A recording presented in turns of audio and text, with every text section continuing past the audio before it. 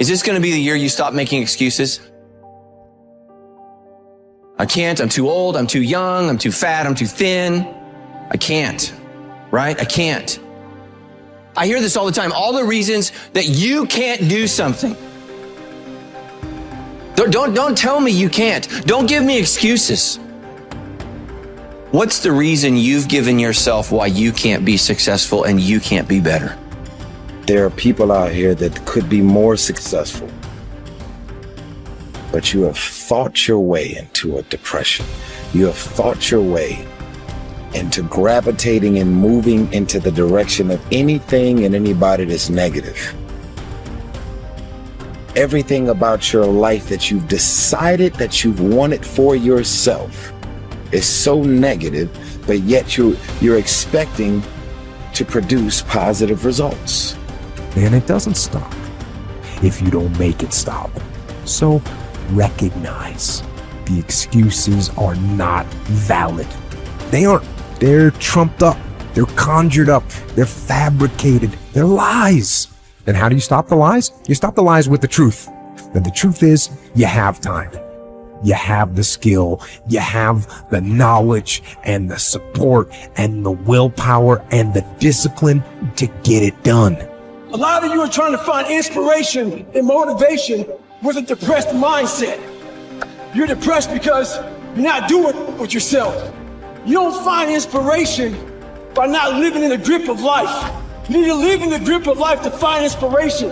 Put challenges in front of yourself. When you put a challenge in front of yourself and you attack it, that's when you find inspiration. If you want all these things in life and you're just thinking that by some miracle of life it's going to magically happen, you got to wake up. The only way to get what you want in life is to get to work and go and get it.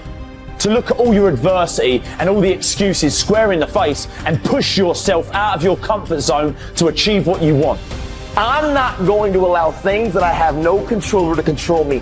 The only way to go about doing the work is get raw and get intense, get angry and aggressive, and make it happen for yourself. These test days, guys, these are the days that test your qualities. They test your characters. They test who you think you are. They test your fortitude. They test your endurance, your discipline, your grit, your dedication, your determination, your mental toughness, your character.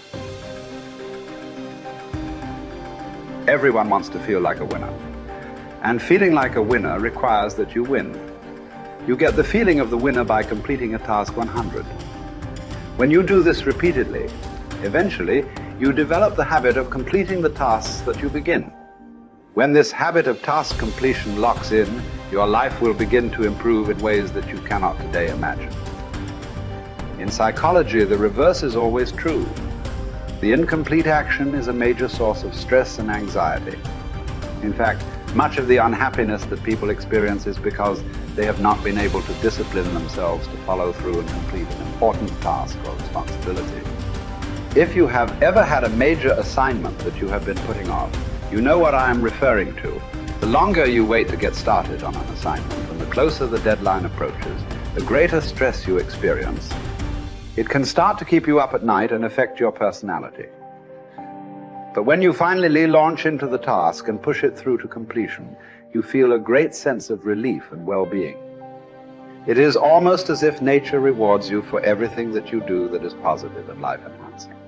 At the same time, nature penalizes you with stress and dissatisfaction when you fail to do the things that move you toward the goals and results that are important to you. Pick something, right? Pick something, a nameable goal, and then try to implement it. And what'll happen is you'll learn a lot by trying to implement it. And one of the things you might learn is what a slightly better goal might be. You know, because if you try something diligently and you succeed or you fail, you're going to learn from the effort expended in the detailed implementation of the goal. It's going to inform you. It'll also transform you physiologically. It does that at a very basic level, neurophysiological level. You will be slightly different as a consequence of the attempt. And what that'll mean is that the next goal you pick will be a little more suited to you. And so it's this kind of pathway, right? It's like maybe the goal you should be attaining is here, but you don't know that because you're clueless. And so you aim there. Well, it's better than there. And it's not nothing. It's not cessation of movement. And, you know, if you're supposed to go there and you go here, but you walk diligently towards it, you're a little closer once you get to here than you were here. And it's this oscillating self-corrective process that leads you to the final star. And you have to be willing to engage in erroneous experimentation to manage that, but it is a self-correcting process. And so one of the things I always talk to my clients about is, well, let's try something, you know, and we'll reserve to ourselves the right to alter our trajectory. And then I would use as a corrective there, because you might say, well, how do you know when you're not just giving up, right? Instead of thinking maybe you need a different goal. And I would say, well, you can, if you're really concerned about your proclivity for self-deception, you can enter into a contract with yourself that you won't replace any goal you've set with a goal that's easier. And so you can switch your goal, but it has to be a little harder so that you check yourself against that tendency to withdraw and avoid and be self-deceptive. And that works like a charm. And if you do that with some degree of diligence, your goals will get better and more attainable, and you'll get happier too, because you don't experience happiness except in relationship to a goal. And that's really worth knowing. You know, and that's another thing to think about too. If your life is meaningless, well, you're not pursuing a valued goal. I mean, you might be depressed too, and sometimes that can be like an illness, you know, or something that is really wrong with you. But a good rule of thumb is that if you find no joy in life, there's a very low probability that you're pursuing a goal that you regard intrinsically, like in the depths of your temperament, as worthwhile. And that's technically true, because we do in fact experience most of the positive emotion, let's say, that's associated with emotions like joy. We experience that in relationship to a goal. So, well, then you want to find a goal that regulates your negative emotion and that brings you a certain amount of positive emotion and that expands your competence as you pursue it. And you will experience that as meaningful. That's really what meaning signals. Meaning signals you're doing all those things. You say, well, that's not real. It's like, don't listen to the semantic chatterbox so much, right? There's levels of you that are far wiser than that. And you can watch what happens to you instead of noticing what you think. The way that you develop courage and confidence is with knowledge and skill.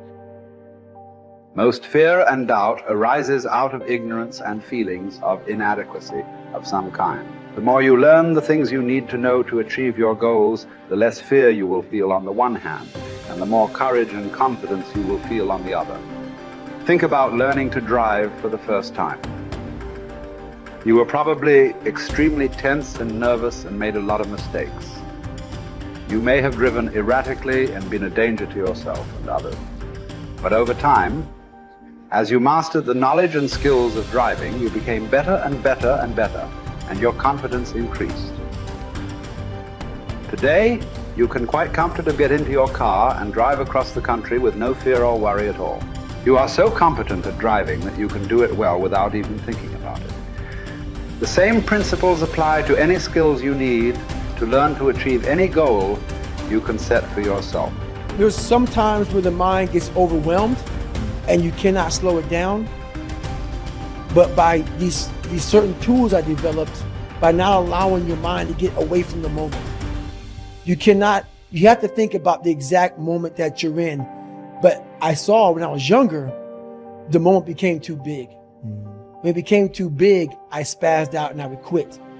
But now I don't think about even like an hour from now, I'll be eating. I don't even go there. Because then your mind, no, we must embrace this, because now you have to be a leader in this moment. It's not about you just getting through it. I had 5 guys, and 6 including me, in my boat crew. Now I was the boat crew leader. So now another trick is this. If you don't think about yourself, there's no pain, which can also lead to pain later on in your life. But in these moments when you're struggling, if you are a true leader and you're worried about your men or women beside you, your mind doesn't care how cold you are anymore. Your mind's only worried about taking care of the men and women beside you. So I started realizing, man, if I take care of these cats to my left and my right in the worst moments, My mind is no longer thinking about, you're miserable, David Goggins. Get the hell out of here. You're thinking about, how was John? How was Andy? How was Sam? How was Pete? How you guys doing? You're not thinking about me. So there's so many things you can do to get outside your own head to then allow your body to just be like, hey, we're just a machine.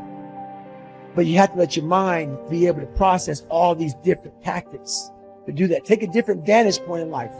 When you are in the hell, you can't see the beauty of being in it when you're in it.